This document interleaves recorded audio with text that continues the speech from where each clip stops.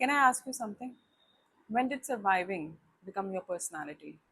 Not just surviving difficult situations.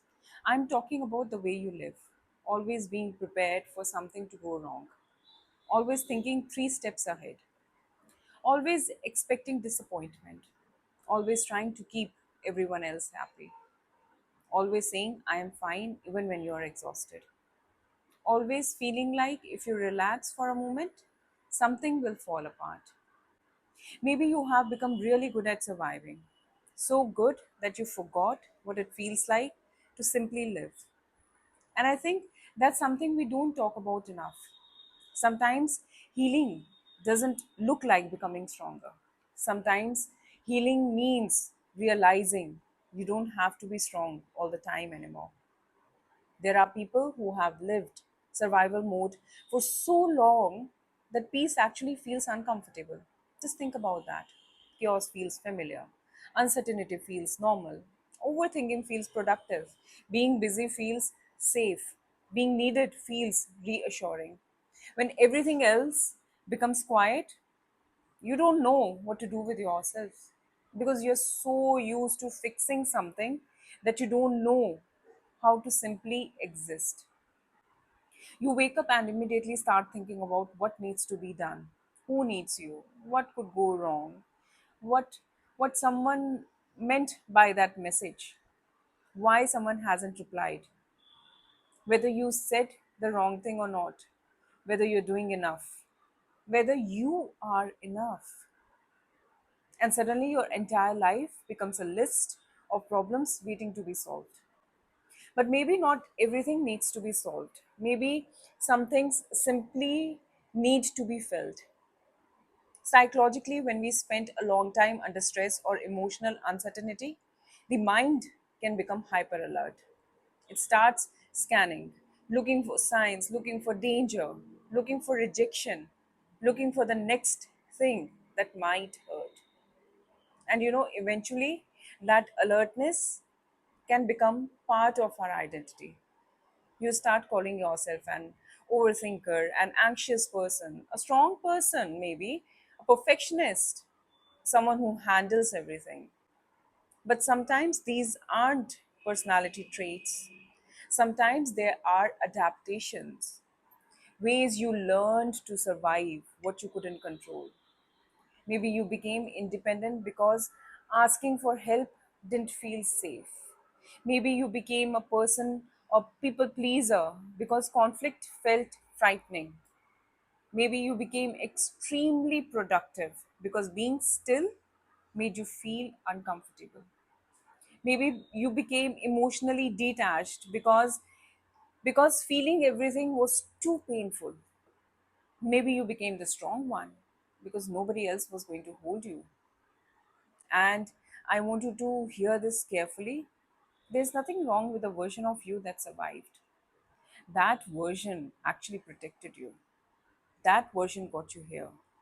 But you don't have to make her responsible for the rest of your life. Sometimes we keep wearing old armor long after the war is over. We keep expecting today's people to hurt us because yesterday's people did.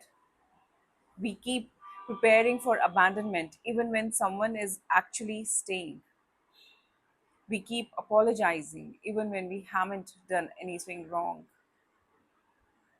We keep proving ourselves even when nobody is asking us to. We keep working, achieving, giving, fixing because somewhere inside us is still that voice saying, if I stop everything, will everything fall apart? But what if it doesn't? What if you rest and nothing terrible happens? What if you say no and the relationship survives? What if you don't explain yourself and people still understand? What if you don't control the outcome and life still finds a way? That is where healing becomes uncomfortable because healing asks you to release control without knowing what comes next. When control becomes your coping mechanism, I think one of the hardest things about coming out of survivor mode is realizing how much of your life you have built around that control. You plan everything, you anticipate everyone's reaction, you replay conversations even before they happen. You think about every possible outcome. You try to prevent disappointment before it has even arrived. Because somewhere inside you, your brain has learned, if I can predict it, maybe I can prevent it. But here's the problem: you can spend your entire life trying to eliminate uncertainty and still never feel safe. Because life will always contain things you cannot control. People will always change, plans will always fall apart. Someone may misunderstand you, someone may leave, something unexpected may happen, and no amount of overthinking can guarantee that you won't be hurt.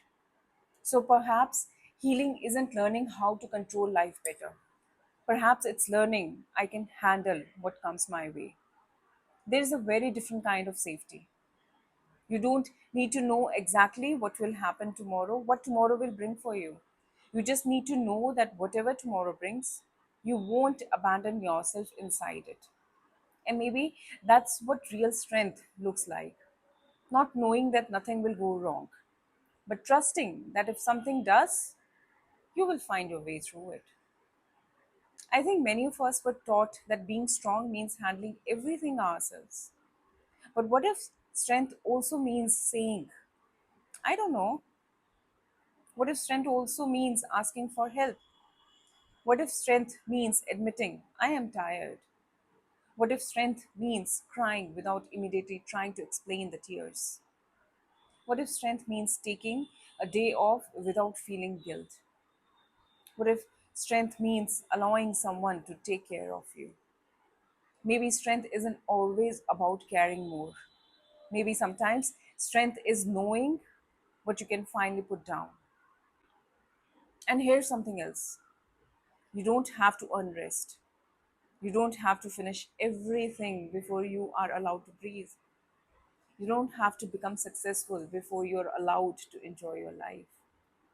You don't have to heal completely before you deserve happiness.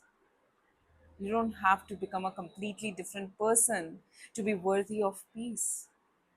You're allowed to experience ordinary moments without turning them into productivity.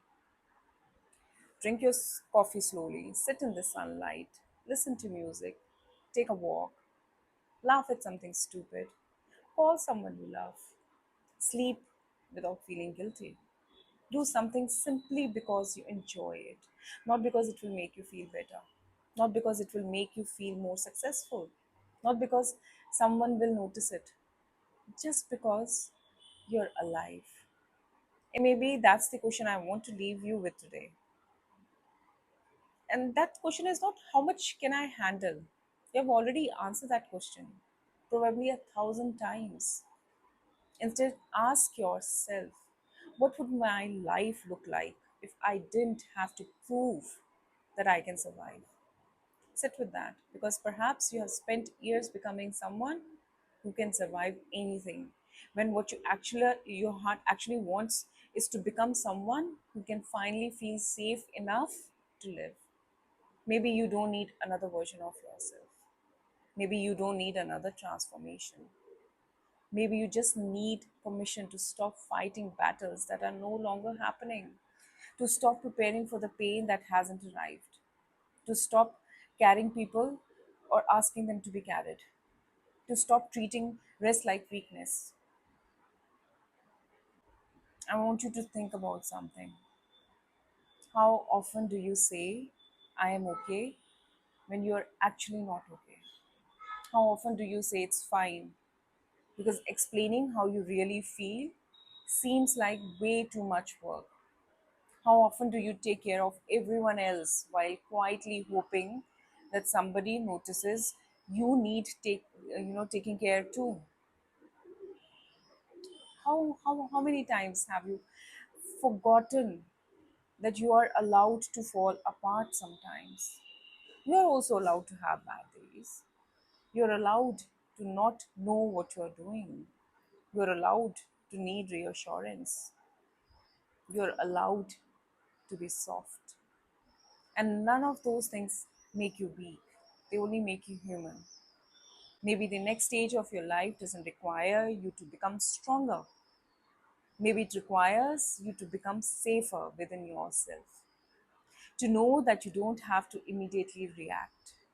You can pause, breathe, think, choose. You don't have to solve every problem tonight. You don't have to have answer to every message immediately. You don't have to make every person happy. You don't have to anticipate every possible disaster. Sometimes you can simply say, I will deal with it when it happens, and then come back to the present. Because this moment is the only moment you actually have, and you actually deserve to experience it. So, tonight, or whenever you're listening to this, ask yourself three questions. What am I still preparing for? What am I still trying to control? And finally, who would I be if I didn't have to survive anymore? Don't rush to answer them. Just sit with those questions. Maybe write them down, maybe take a walk with them, maybe sit quietly with your coffee. Because sometimes the next version of us isn't created by doing more. It is revealed when we finally feel safe enough to put everything down. And if you have spent years being the strong one, I want to tell you something. You don't have to resign from being strong. You can simply redefine what strength means. Strength can be resting, strength can be asking for help, strength can be walking away, strength can be saying no, strength can be admitting that something hurt you, strength can be choosing joy without feeling guilty. You deserve moments where nothing is wrong, and you don't feel the need to search for what might go wrong. You deserve to live, not perfectly, not fearlessly, but fully. So maybe today, don't ask yourself how much you can handle. Ask yourself, what can I put down? What responsibility isn't actually yours? What expectations are you carrying? What problem are you trying to solve before it exists? What emotions are you avoiding? What part of yourself have been keeping in survival mode for too long? And perhaps you don't need to carry it into the next chapter. Thank you for sitting with me over another cup of coffee. This was Conversation, Silence Between Coffee. And before our next conversation, remember this: you are more than you have survived. You're more than the things that happened to you. You're more than the responsibilities you have carried. And you're more than the version of yourself that learned how to survive. You're allowed to build a life that isn't organized around avoiding pain, but around experiencing life. You don't always have to be the strongest person in the room.